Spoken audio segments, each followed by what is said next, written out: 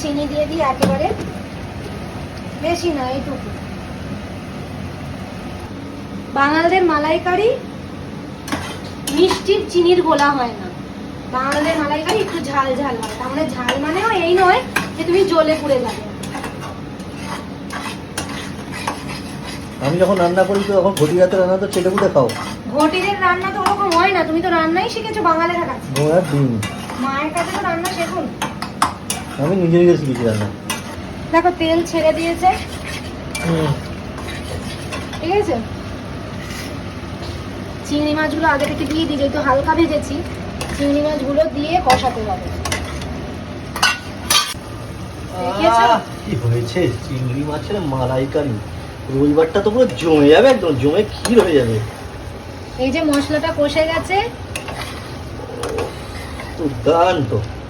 Complete না এখন তো চিংড়ি মাছের মেন যে জিনিসটাই দেওয়া হয়। ও কি জিনিস দেবে বাবা? হ্যাঁ, নারকেলের দুধ। নারকেলের দুধ।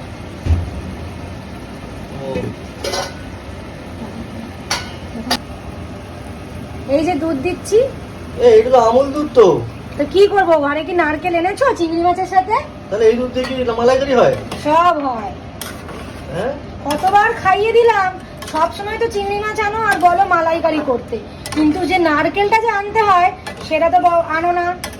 তাহলে আগে যতবার খাইছো ততবার এই দুধ দিয়ে খাই দিছো? না, আমি কি আর দুজন মানুষের জন্য নারকেল কেটে আবার এত খাটবো নাকি? ও বাবা, এটা তো শর্টকাট মালাইকারি। হ্যাঁ, খেতে তো হেভি হয়। বুঝতে পেরেছো কোনোদিনও? না তো। ঠিক হলো গো, তোমার মালাইকারি কমপ্লিট হলো। আর একটু বাকি আছে, ঘি আর কাঁচা লঙ্কা দিলেই হয়ে যাবে। এই ঘিটা খুব ভালো, রায়গঞ্জের বিখ্যাত ঘি। গোপাল ঘি ভান্ডারের ঘি। চামচ দিয়ে দিই, হাত থেকে তো পড়ে আমার অভ্যেস। না পড়লে খেতে ভালো লাগে না। এই হাত থেকে পড়লো আর স্বাদ বেড়ে যাবে। ঘি দেবো একটু,